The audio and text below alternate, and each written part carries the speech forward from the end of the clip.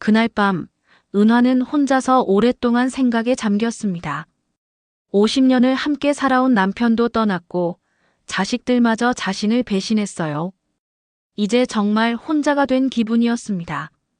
하지만 은화는 무너지지 않았어요. 오히려 마음이 더욱 단단해졌습니다. 30년 전 처음 사업을 시작할 때의 그 결연한 마음이 되살아났거든요. 이제 진짜 게임을 시작하자. 다음 날 아침, 소희가 요양원 팜플렛을 들고 왔습니다. 어머니, 이곳 정말 좋아요. 한번 보세요. 하지만 은화는 팜플렛도 보지 않았어요. 미안하지만 난 어디도 안 가겠다. 어머니, 이미 결정된 일이에요. 온 가족이 상의해서 정한 거라고요. 온 가족? 은화가 차갑게 웃었습니다. 나 빼고 말이지. 소희는 당황했지만 끝까지 밀어붙였습니다. 어머니께서 지금 제대로 판단하실 수 있는 상태가 아니에요. 그래.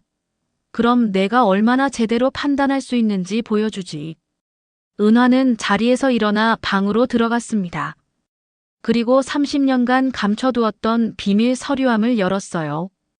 그 안에는 회사 설립부터 지금까지의 모든 진실이 담겨 있었습니다. 회사 등기부등본, 지분 증서, 계약서, 그리고 가장 중요한 것. 남편이 죽기 전에 쓴 진짜 유언장까지 말이에요. 은화는 오래된 휴대폰을 꺼냈습니다. 소희가 모르는 자신만의 비밀 연락망이었어요. 첫 번째로 전화를 건 사람은 정태호였습니다. 회사 설립 초기부터 은화와 함께 해온 유일한 동료였죠. 태호야, 나야. 은화야. 어머님, 오랜만입니다. 어떻게 지내셨어요? 좋지 않아. 지금 만날 수 있어? 정태호의 목소리에 긴장감이 돌았습니다. 무슨 일이신가요? 전화로는 말하기 어려워. 옛날 우리가 처음 만났던 그 카페로 와줄래? 30년 전 은하와 정태호가 처음 사업 계획을 세웠던 그 작은 카페 말이었어요. 아직도 그 자리에 있었습니다. 2시간 후 카페에서 만난 정태호는 은하를 보자마자 놀랐습니다. 어머님, 많이 지쳐 보이세요. 그럴 만도 하지. 내 가족들이 나를 치매 환자 취급하면서 요양원에 보내려고 하거든. 뭐라고요? 은화는 지난 몇 주간 일어난 일들을 모두 이야기했습니다. 며느리의 탐욕, 자식들의 배신, 그리고 자신을 제거하려는 계획까지. 정태호는 분노했습니다. 말도 안 됩니다. 어머님이 이 회사를 만드신 분인데 어떻게 그런 일이. 태호야, 넌 진실을 알고 있지. 하지만 세상은 아직 모르잖아. 그럼 이제 밝히실 건가요? 은화는 고개를 끄덕였습니다. 30년 동안 숨어서 살았어. 남편 뒤에 가려져서 그림자같이 지냈지. 하지만 이제는 다르다. 은화는 가져온 서류들을 테이블 위에 펼쳤습니다. 이걸 봐. 회사 지분 80%가 내 이름이야. 남편은 그냥 대표 역할만 했던 거지. 정태호는 서류를 보고 놀랐습니다.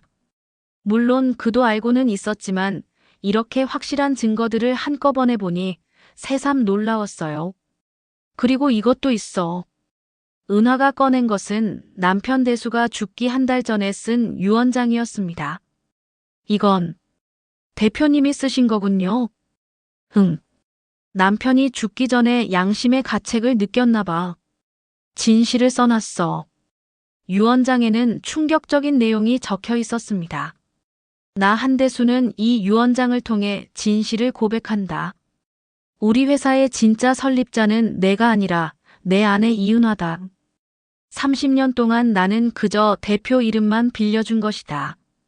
모든 아이디어, 모든 기술, 모든 노하우는 아내의 것이었다. 나는 평생 아내에게 미안했다. 이제라도 진실을 밝힌다. 모든 재산은 아내 이은화에게 일임한다. 정태호는 유언장을 읽고 감동했습니다. 대표님이 마지막에는 진실을 말씀하셨군요. 그래도 너무 늦었어. 하지만 이제라도 써먹을 때가 온 것 같아. 은화는 계속해서 자신의 계획을 설명했습니다. 태호야, 다음 주 주주총회 있지? 네, 예정되어 있습니다. 그런데 며느님께서 참석하겠다고 하시더라고요. 물론이지. 자기가 이제 주인이라고 생각하니까.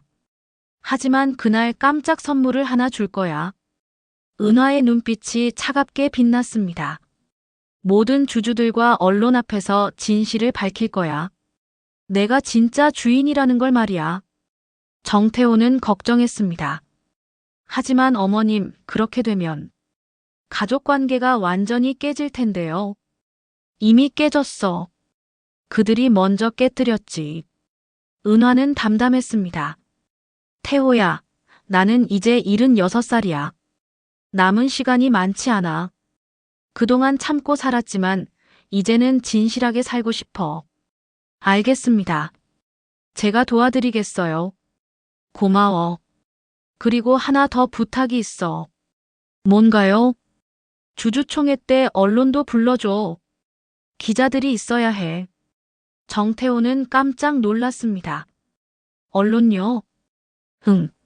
30년 동안 남편 뒤에 숨어서 살았으니까 이제는 세상에 내 이야기를 알려주고 싶어. 그날 밤 은화는 집에 돌아와서 소희에게 말했습니다. 내가 주주총회에 참석할 거야. 어머니가요? 왜요? 내 남편이 키운 회사의 마지막 주주총회잖아. 보고 싶어. 소희는 당황했습니다. 은하가 주주총회에 오면 자신의 계획에 방해가 될 수 있거든요. 어머니, 그런 복잡한 자리에 오실 필요 없어요. 저희가 다 알아서 할게요. 아니야. 꼭 가고 싶어. 하지만 내가 못 간다는 법이라도 있어. 소희는 더 이상 반대할 수 없었습니다. 너무 강하게 반대하면 오히려 의심받을 수 있거든요. 알겠어요. 그럼 함께 가죠. 소희는 속으로 생각했습니다. 어차피 늙은 할머니가 와서 뭘 하겠어. 조용히 앉아있다 가면 그만이지. 하지만 소희는 몰랐습니다. 은화가 얼마나 큰 폭탄을 준비하고 있는지를 말이에요. 그날 밤 은화는 30년 전에 입었던 한복을 꺼냈습니다. 회사 창립 기념식 때 입었던 그 고급 한복이었어요. 거울 앞에 서서 한복을 입어보니 마음이 새로워졌습니다. 30년 만에 다시 주인공이 되는 기분이었어요. 내일이면 모든 게 밝혀져. 그들이 얼마나 놀랄까? 은화는 거울 속 자신을 바라보며 미소를 지었습니다. 더 이상 남의 그림자가 아닌 진짜 자신의 모습이었어요. 마침내 30년간의 긴 침묵이 끝나는 날이 다가왔습니다. 주주총회 당일 아침, 은화는 새벽 5시에 일어났습니다. 평소보다 훨씬 일찍 일어난 거였어요. 마음이 설레기도 하고 긴장되기도 했거든요. 거울 앞에서 정성스럽게 화장을 했습니다. 30년 전 그 한복을 꺼내 입고 머리도 단정하게 올렸어요. 마지막으로 목걸이 하나를 꺼냈습니다. 남편이 회사 첫 매출 1억을 달성했을 때 선물해 준 것이었죠. 오늘은 정말로 내가 주인공이 되는 날이야. 한편 소희는 바쁘게 준비를 하고 있었습니다. 오늘 주주총회에서 자신이 회사의 새로운 실권자임을 모든 사람에게 보여줄 계획이었거든요. 오늘 정말 중요한 날이야. 실수하면 안 되겠어. 소희는 비싼 정장을 입고 새로 산 명품 가방을 들었습니다. 회사 사장 부인으로서의 위엄을 보여주려고 했어요. 어머니, 준비되셨어요? 은화가 한복을 입고 나오자 소희는 당황했습니다. 어머니, 왜 한복을 입으세요? 특별한 날이니까. 남편이 처음 입어보라고 사준 한복이야. 하지만 주주총회는 공식적인 자리인데 양복이 더 어울릴 것 같은데요. 괜찮아. 나는 이게 좋아. 소희는 더 이상 반대하지 않았습니다. 어차피 늙은 할머니가 뭘 입든 상관없다고 생각했거든요. 회사에 도착했을 때 주주총회장은 이미 많은 사람들로 가득했습니다. 주요 주주들, 회사 임직원들, 그리고 예상치 못한 언론 기자들까지 와 있었어요. 소희는 기자들을 보고 놀랐습니다. 저기 기자들은 왜 온 거죠? 정태호가 대답했습니다. 아마 회사 경영권 변화에 관심이 있는 것 같습니다. 소희는 오히려 좋았습니다. 기자들 앞에서 자신이 새로운 경영진이 되는 모습을 보여줄 수 있으니까요. 그럼 더 좋네요. 우리가 회사를 제대로 이끌어갈 거라는 걸 보여줄 수 있잖아요. 주주총회가 시작되었습니다. 정태호가 사회를 맡았어요. 안녕하십니까? 한국전통주 주식회사의 임시 주주총회를 시작하겠습니다. 소희는 당당하게 앞자리에 앉았습니다. 마치 자신이 이미 회사 주인인 것처럼 행동했어요. 은화는 뒤쪽 구석에 조용히 앉아 있었습니다.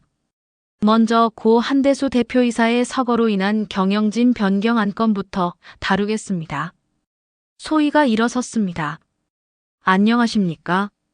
고인이 된 시아버님을 대신하여 말씀드리겠습니다. 소희는 준비해온 연설을 시작했습니다. 저희 가족은 이 회사를 더욱 발전시키기 위해 새로운 비전을 가지고 있습니다.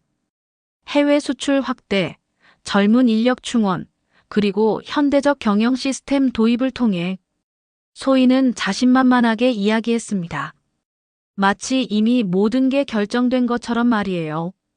따라서 저희는 회사 경영권을 정식으로 승계받아 새로운 도약을 시작하고자 합니다. 박수가 터져 나왔습니다. 하지만 모두가 진심으로 박수를 친 건 아니었어요. 일부 오래된 직원들은 불편한 표정을 짓고 있었거든요. 그때 정태호가 마이크를 잡았습니다. 잠깐만요. 경영권 승계를 논하기 전에 먼저 확인해야 할 것이 있습니다. 소희는 당황했습니다. 뭘 확인한다는 거죠? 회사의 실제 소유 구조 말입니다. 정태호는 준비해온 서류를 꺼냈습니다. 여러분, 혹시 이 회사의 진짜 설립자가 누구인지 아십니까? 소희가 불안해하며 대답했습니다. 당연히 시아버님이시죠. 한대수 대표님이 30년 전에 설립하신. 아닙니다. 정태호의 단호한 목소리에 회의장이 조용해졌습니다. 이 회사의 진짜 설립자는 따로 계십니다. 모든 사람들이 웅성거리기 시작했습니다. 그분을 소개해드리겠습니다. 정태호가 뒤쪽을 바라보았습니다.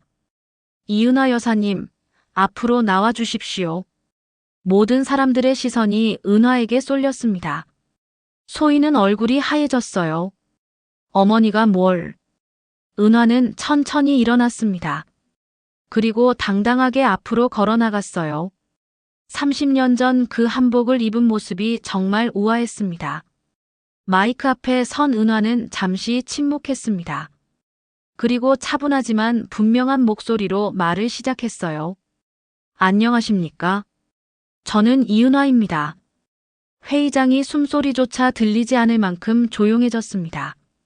30년 동안 여러분은 이 회사를 제 남편 한대수가 설립했다고 알고 계셨을 겁니다. 하지만 오늘 진실을 말씀드리려고 합니다. 소희가 벌떡 일어났습니다. 어머니, 무슨 말씀을? 하지만 은하는 소희를 한번 차갑게 바라본 후 계속 이야기했습니다. 이 회사의 진짜 설립자는 바로 저입니다. 회의장이 술렁거렸습니다. 1980년대 초 제가 30살이던 해에 전통주 사업을 시작했습니다. 모든 기술과 노하우, 그리고 자본까지 모두 제가 준비한 것이었어요. 은화는 준비해온 서류를 꺼냈습니다. 이것은 회사 설립 당시의 등기부등본입니다. 보시면 알겠지만 실제 지분 80%는 제 이름으로 되어 있습니다. 정태호가 서류를 스크린에 띄웠습니다. 모든 사람들이 놀라며 웅성거렸어요. 소희는 믿을 수가 없었습니다. 그럴 리가. 아버님이 대표셨는데 제 남편은 대표 이름만 빌려준 것입니다. 당시에는 여성이 회사를 운영하기 어려운 시대였거든요. 은화는 계속해서 진실을 밝혔습니다. 30년 동안 모든 중요한 결정은 제가 내렸습니다. 전통주 레시피도 공장 확장도 직원 채용도 모두 제가 했어요. 하지만 세상에는 남편의 공로로만 알려졌죠. 기자들이 사진을 찍기 시작했습니다. 이것은 정말 대단한 특종이었거든요. 그리고 이것도 보여드리겠습니다. 은화가 꺼낸 것은 남편의 유언장이었습니다. 제 남편이 돌아가시기 한 달 전에 쓰신 유언장입니다. 여기에 모든 진실이 적혀 있어요. 정태호가 유언장 내용을 읽어 올렸습니다. 나 한대수는 이 유언장을 통해 진실을 고백한다. 우리 회사의 진짜 설립자는 내가 아니라 내 아내 이은화다. 유언장 내용이 읽히는 동안 회의장은 완전히 조용했습니다. 모든 사람이 충격에 빠져 있었어요. 소희는 더 이상 견딜 수 없었습니다. 이건 가짜예요. 어머니가 지어낸 이야기라고요. 하지만 은화는 침착했습니다. 가짜라고요? 그럼 이것도 가짜일까요? 은화가 마지막 카드를 꺼냈습니다. 그것은 30년간의 회사 운영 일지였어요. 모든 중요한 결정들이 은화의 필체로 기록되어 있었습니다. 이 일지에는 30년간 제가 내린 모든 중요한 결정들이 기록되어 있습니다. 1985년 부산 공장 건설 결정, 1990년 서울 진출 계획, 1995년 수출 시작. 모든 기록들이 너무나 상세하고 정확했습니다. 이것을 가짜로 만드는 것은 불가능했어요. 정태호가 증언했습니다. 저는 30년간 이 회사에서 일했습니다. 모든 중요한 결정은 정말로 이은화 여사님이 내리셨습니다. 한대수 대표님은 대외적인 업무만 담당하셨어요. 오래된 직원들도 하나둘 증언하기 시작했습니다. 맞습니다. 실제로 회사를 운영하신 분은 이은화 여사님이셨습니다. 새로운 상품 개발도 품질 관리도 모두 여사님이 하셨어요. 소희는 점점 궁지에 몰렸습니다. 모든 증거와 증언이 은화를 뒷받침하고 있었어요. 어머니, 이게 다 사실이라면 왜 지금까지? 은화가 소희를 바라보며 말했습니다. 왜 지금까지 숨겨두었냐고요? 내가 언제까지 숨어 살아야 하는지 궁금했거든요. 그런데 답을 알았어요. 바로 지금까지였네요. 그리고 은화는 결정적인 한마디를 던졌습니다. 며느리야, 넌 나를 치매 환자라고 했지? 요양원에 보내려고 했고. 그런데 치매 환자가 이런 치밀한 계획을 세울 수 있을까? 소희는 더 이상 할 말이 없었습니다. 자신의 모든 계획이 무너져 내리고 있었어요. 회의장의 모든 사람들이 은화를 바라보고 있었습니다. 더 이상 남편 뒤에 숨어 있는 그림자가 아니라 당당한 회사의 진짜 주인으로서 말이에요. 이제 진짜 게임이 시작됩니다. 은화의 차가운 목소리가 회의장에 울려 퍼졌습니다. 해시태그 챕터 6 무너지는 자식들 사천자.